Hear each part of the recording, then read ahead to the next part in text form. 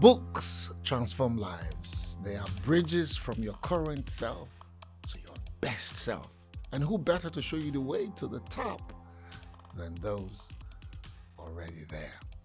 Welcome to the book I am reading, a weekly sit down with accomplished Nigerians where we find out what book they are currently reading and how those books are shaping their lives.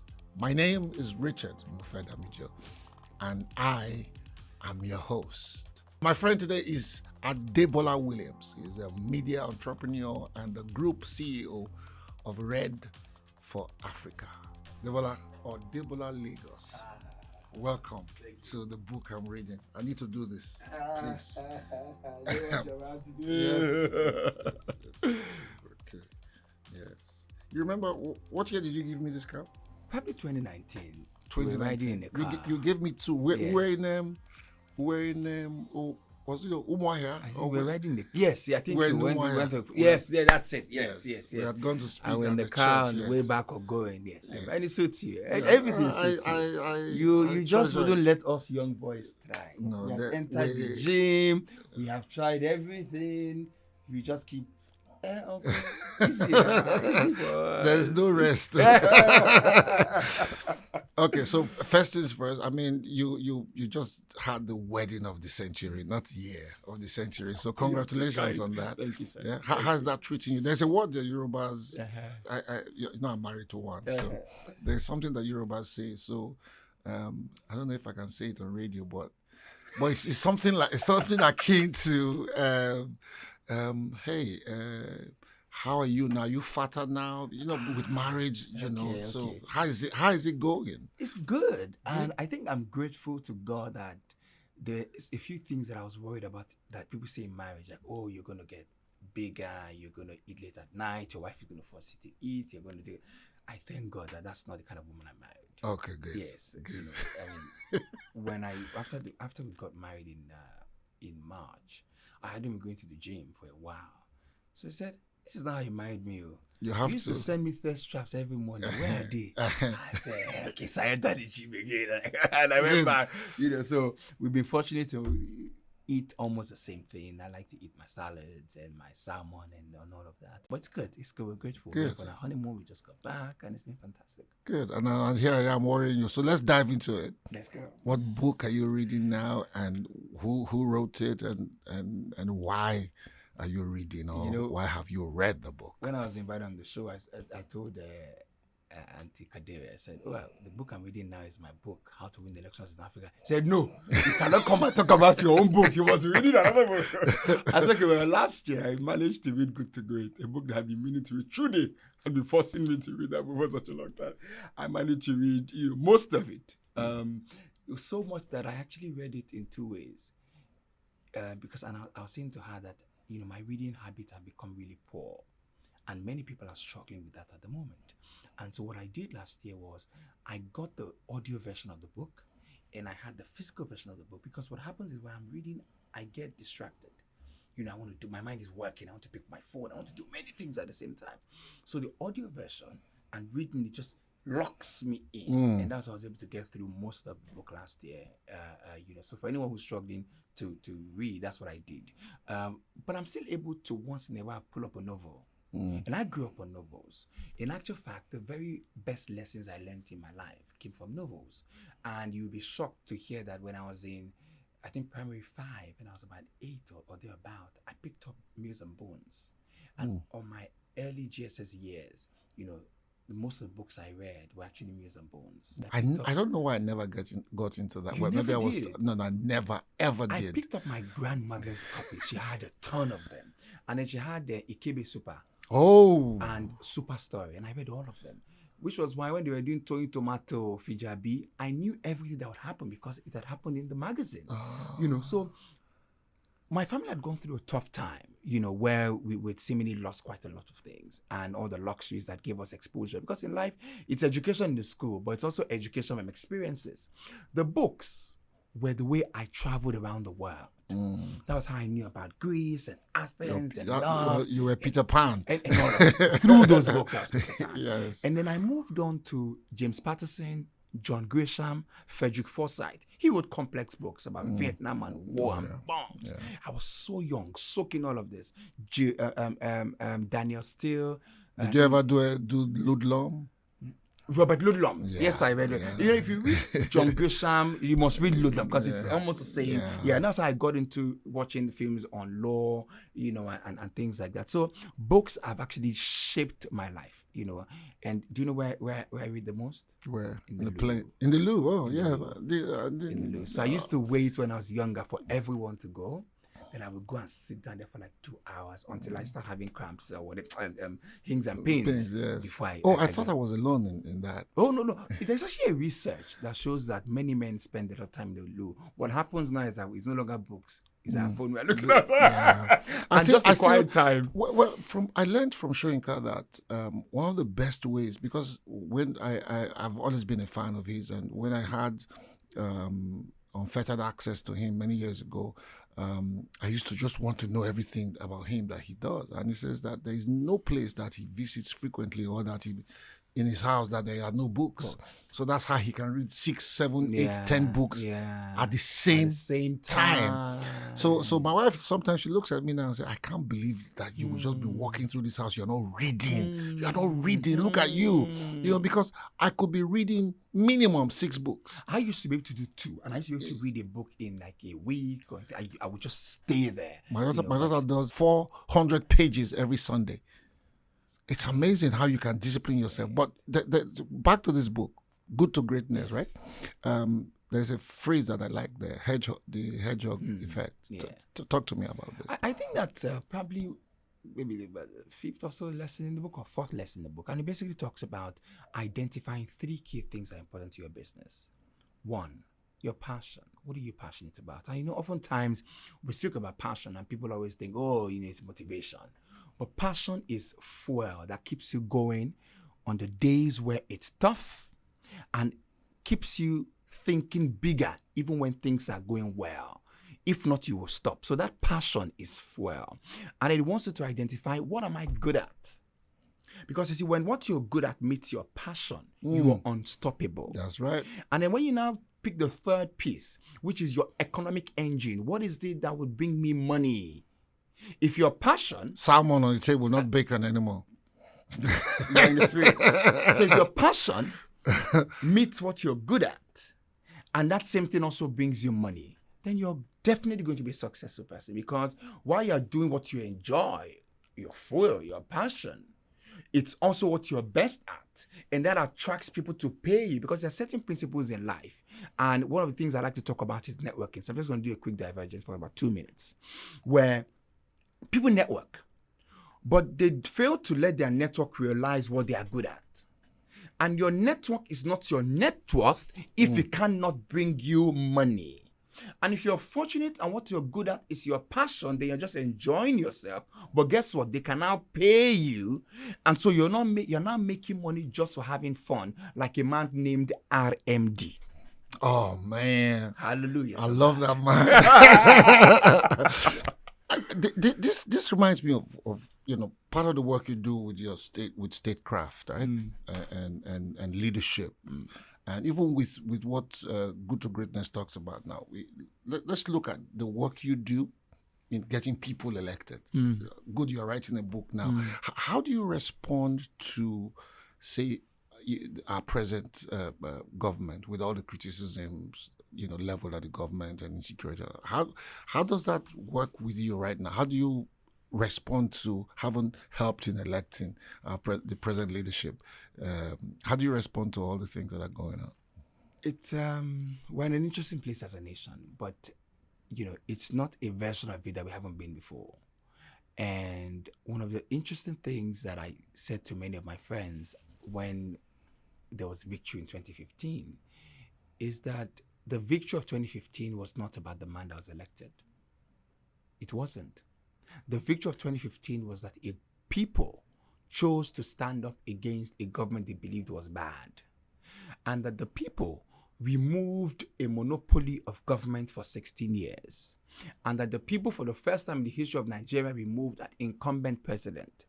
And we should not lose our focus from that victory onto the man, because the moment the man doesn't do as well as we thought, He can be removed through the same process. he must. And so the moment the people then shifted the focus from their victory onto what they thought was the problem and began chattering and then got sunken under it, because you must remember that for you to win an election, it's not just us.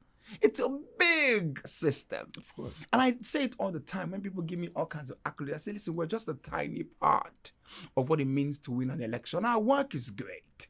But what makes people drink Coca-Cola is not just the advertising.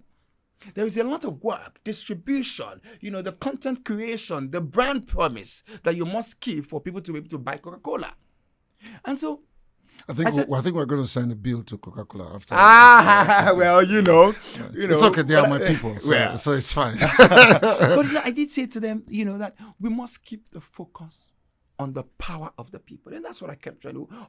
After the elections in 2015, anywhere I speak, I said this there. And I would say, but are you saying we should stand up against the government to put in power? I said to them, but in 2011, we worked for President Goodluck Jonathan.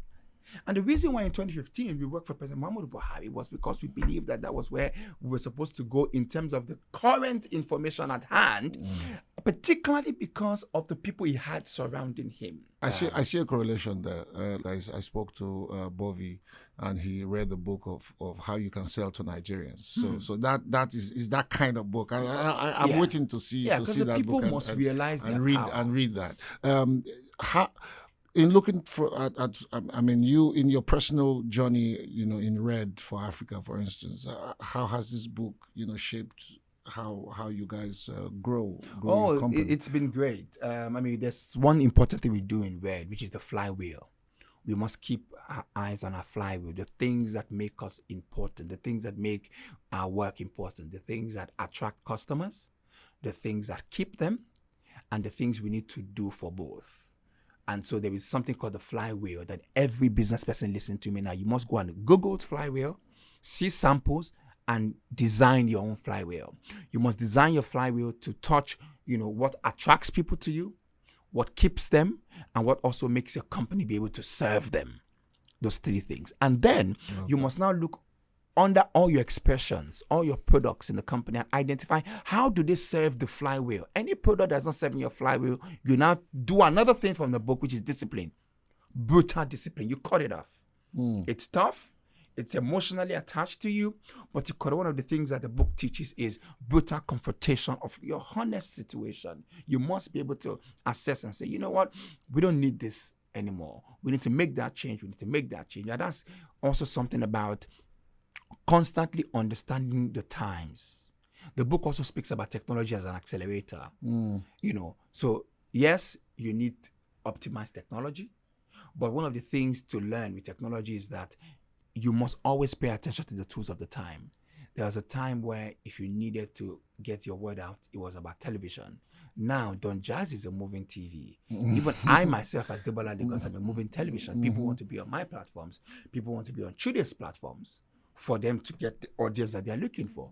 And so for all of us, as brand owners or as entrepreneurs, you must constantly say, where is my target audience at the moment? What makes them tick? You must look for the action that provokes them to do your own required action. And it's all about emotional intelligence. But again, I'm about to take into another marketing. We'll look at the emotional intelligence some other day. What's your biggest takeaway from this book? I think the flywheel. Okay. And everything built around it, which is brutal honesty and the hedgehog concept. So, but the flywheel, once you identify your flywheel, you've made a great progress. And maybe it's a principle I apply. Maybe the hedgehog concept actually, because they feed each other. It's hard to even pick something from them because they feed each other. The thing is, these are some of the principles we practice on a daily, but when you read them in a book, it gives you perspective and puts them into context, and then you can then, And one more thing the book speaks about is level 5 leadership. And level 5 leadership is where you're able to, 1, be humble as a leader, 2, do the right thing. That is so difficult. Always. When they asked Lee Kuan Yew, how Singapore has been able to succeed. He said, we found a couple of right things and we kept doing them over and over and over again. And my mentor, Dr. Ben Sekwesili, has a theory that Singapore might be a small country, but if Nigeria followed the principles of Singapore, it can work. And people will say, oh, but Nigeria is such a huge country. Say, yes, but if you find the right things and you do them, and it takes a leader who is humble to choose this next thing, what is good for the people over what I want. And many kind of leaders actually are self-consumed. There's a level of narcissism that drives you to want to lead. There's a level of narcissism that makes someone say, I want to be president. I can be president. But there's also now a bigger gift and a bigger secret to know when to be humble and to be able to now focus on the good of the people, even though you have that courage and that confidence. So it's that mix. It's a thin line, but it's that mix. Because if you look at what is around you, you would think that you cannot be president. So you need to ginger yourself. But you now also remember that, but this is not about me. I'm here to serve. So maybe that might be one of the biggest lessons in the book, which is humility, what is good for the people, doing the right thing regardless of how you feel. I like the idea of level 5 leadership. Yeah, level 5 leadership. 1, 2, 3, 4, 5. Yeah. Who would you recommend this book to? I would recommend this book to everyone who's starting a business, but most importantly, to everyone who's actually run a business for maybe about 5 years. And because this book then gives you context, okay, what have I been doing wrong? You can learn a lot of things that you want to correct.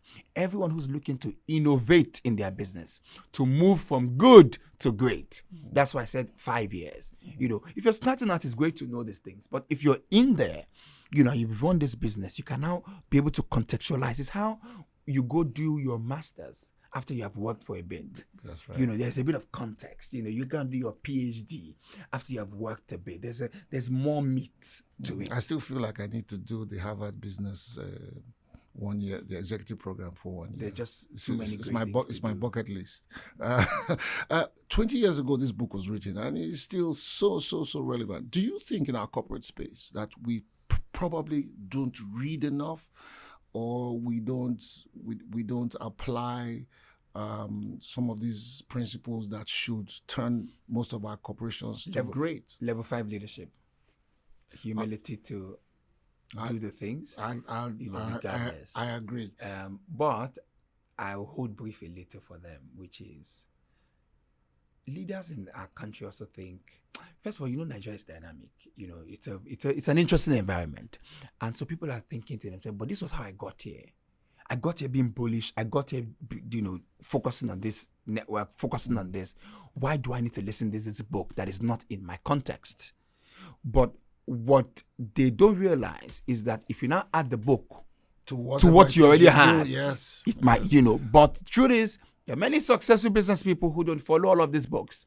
And maybe what I can say is that we might need more Nigerian credible authors to also contextualize such books and use examples, in our context and make people. When I went to Stanford, I realized that I was getting a bit uncomfortable in class because I was in a course on entrepreneurship, and I found that we were talking a lot about manufacturing business. But I'm a media entrepreneur, and I wanted to talk about media.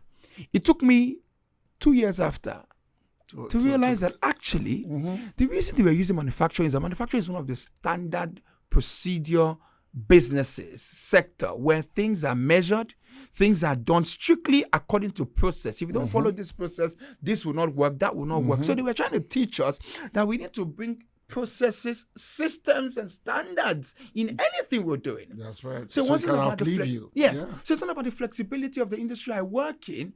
It's about me understanding basic principles of being able to adhere, and administer them in that space. So that's the trick about these books, where, while we want context, while we want a Nigerian author to write, they're also talking about businesses that have outlived generations. One of the questions they asked us in Stanford was, why do you not have generational businesses in Africa? Especially, at least for us, in Nigeria. These were the reasons: systems No systems in processes, place. Yeah. standards. And so I also encourage anyone who's looking to. There are a number of programs also do in Stanford. One of them is the Stanford Seed Program, which focuses on businesses in Africa. You can just Google Stanford Seed Africa program, and you can apply. They do a subsidized program, so you get the value, of maybe $100,000, but you probably pay, I think, about 15 or something of that nature. So I encourage people to also look into that. Fantastic. Yeah. We're going to go on a break, and when we come back, we are going to play a game. Okay. All right. All right. You feeling lucky this morning? All right. I hope I'm winning something. Yes. Well, it depends on how good you answer the question. Okay, let's see. All right. Let's see. Let me introduce a new wave, we change the rules. A new app that you can use. Wanna change your life, then choose. Save money and invest. Pay bills when you decide. Safe and secure for you when you need a loan. Request it. One bank for you, one bank for me.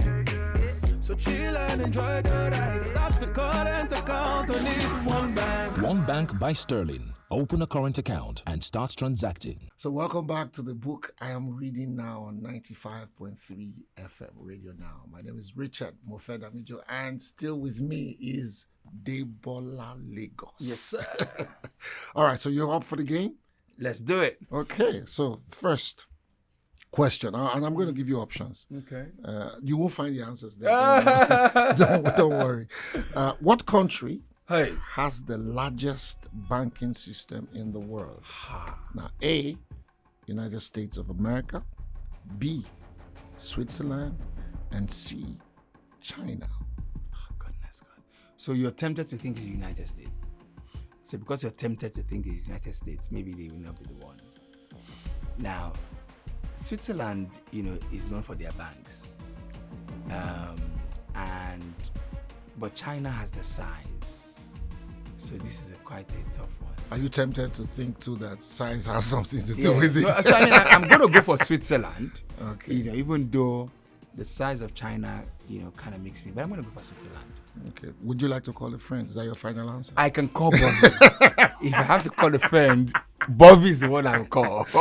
No, I'm afraid you can't call a friend. Well, you said, you could have said United States. You said no. You could have said China. See this way, Frank, You said no, but I'm afraid that this is so funny.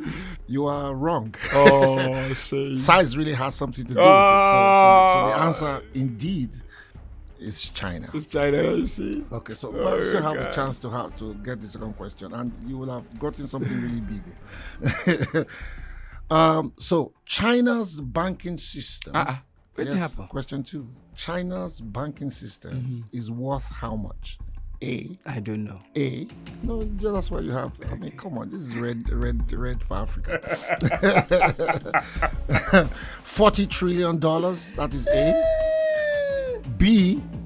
$400 trillion. And C. $4 trillion. 40. 400. 4. 40, 404. Okay, so now that you've confused me that they have the largest, Yes. you now want to confuse me that it should be 400. Because I'm a humble man Yes. and modest, I will not follow you to 400. Okay. Yet size has nothing to do with it. But go on. I like the way So you're 440 and 4. 4, yes. When I went for the conservative Switzerland, I lost. Yes. I'll go for conservative 4 again. I might lose, but I'll go for it. So your answer is $4 trillion. Yes. Well, if you had said, no, let me leave Frank alone. Well, I'm tempted to say that if you had gone for something more not as conservative So as like your 40. first answer, you would have probably gotten it. And yes, 40 is actually the correct answer. So you got Odo over 2, which is not a reflection of what I think about you. And I think it's a good note to wrap up. But before I let you go,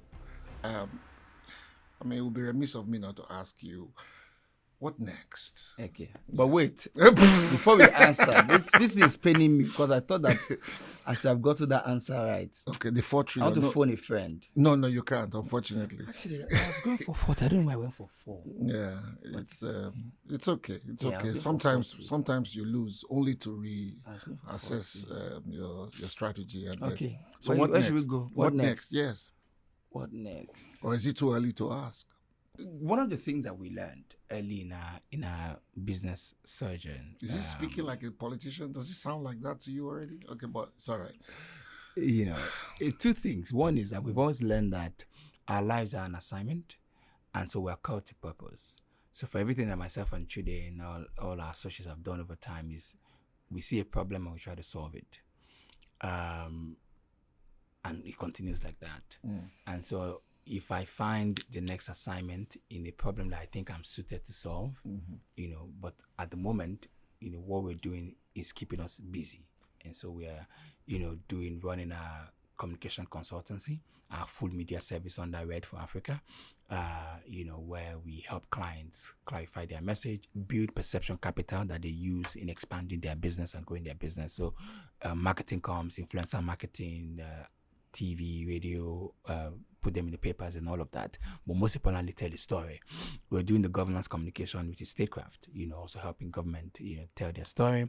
And sometimes people always think that helping government tell their story is you whitewashing. What they fail to realize is that there is something called the psychology of human beings, psychology of a people, where the people also need to have hope that the country that they are in is not total shit. Forgive my French. It's not totally a mess. and because it's not totally a mess, you know, because the country they are in is not totally a mess, they are able to have hope to take on the next day. When you have a country where people think it's totally collapsed, then the people can actually become anything. Like they can be anarchy in that state because people don't think anything works. They need to know the balance. So, you know, it's an important work. So that actually keeps us busy. And I have my personal projects and things that we do, you know, all the time. If you go on my social media, you might not find a lot of work stuff because, you know, I keep them aside. They don't even like our work stuff on social media. Exactly, you know, because it sort of irritates our followers. I don't know why. Why, you know, and then for me, it's beyond even that. Is also the fact that we're advising HNIs, you know, top business people, top government officials, and so, you know, you can't just, you know, your advice is strategic. You cannot just be sharing, you know, and this is work. You don't ask a guy in Access Bank or, you know, every morning to come and show you a picture that he's at work, you know. So we're busy doing all of these things, you know. I'm launching a book next month. But not even the book in light of our work. We're launching that one next year. I'm launching a book for my goddaughters.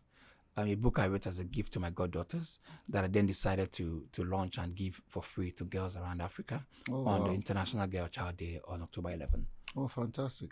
Good luck with that. Thank you. And so, good place to say thank you for honoring my invitation. Oh, I'm glad. I'm glad to be here to honor you. Hope we can see you again when we will talk about your book when it is in the public space. Yes, I know. Actually, a lot more yes. About books and things. So I have to come back. And next moves. You're right. And next big moves. And all that. You're right. And thank you for honoring me by wearing my cap. Yes. Always, it's a honor. This People do not know. This is 3 years now, and it's still in good shape. Thank you, sir. I kept it in a special place, and when I knew you were going to be my guest today, I dug it. Thank you. You know. Thank you, sir. Thank you so much, sir. This is our mentor, our father, our friend, our guy, our G. Long life, more grace, more wisdom. Thank you very much. Thank you, sir. It's not over yet. So when we come back, it'll be story. You know I like story time. So when we come back from this short break, it will be story time. Let me introduce a new wave, we change the rules. A new app that you can use. Wanna change your life, then choose. Save money and invest. Pay bills when you decide. Safe and secure for you when you need a loan. Request it. One bank for you, one bank for me. So chill and enjoy the ride. Stop to call and to count on it. One bank. One Bank by Sterling. Open a current account and start transacting. So every week we learn something new about banking from The Truth About Banking, a book by Sterling Bank. Last time we learned about the rise of modern banking in India. Today, let's head over to China and explore the rise of modern banking there in China. In the early years, traditional Chinese law ensured that its financial institutions focused primarily on banking based on close familial and personal relationships. As a result, the bulk of working capital centered around short-term loans rather than long-term savings. This significantly halted the growth of banking practices in China. But China now has the largest banking system in the world, with over 40 trillion in total assets, most of which are constituted in domestic assets. The Big Four is a term used in reference to a group of the largest state-owned commercial banks in China, which were among the world's top 10 banks as of 2019. They are the Bank of China, the China Construction Bank, the Industrial Commercial Bank of China, and the Agricultural Bank of China. The People's Bank of China, PBOC, operates in tandem with the Big Four and is responsible for dealing with monetary policy across the country. With the support of the China Banking Regulatory Commission, CBRC, PBOC regulates and supervises the financial activities of banks across the country. One major feature of the Chinese banking system is that the government acts like a big brother. It owns or manages sometimes both the major financial institutions. Consequently, it exerts close control over state financial transactions and the supply of money. This grants the banks access to an array of clients across different sectors, as all government departments, enterprises, publicly and collectively owned businesses, military and research organizations are mandated to use their services. Now that was an excerpt from the book, The Truth About Banking by Sterling Bank. Next time we will learn about the rise of modern banking in America. We've come to the end of today's show, and as usual, I'll leave you with a quote. Today's quote is from Ayobami Adebayo's Stay With Me. And listen to this, and I quote, "Before you call the snail a weakling, tie your house to your back and carry it around for a week." End of quote. Now that is something to think about, isn't it?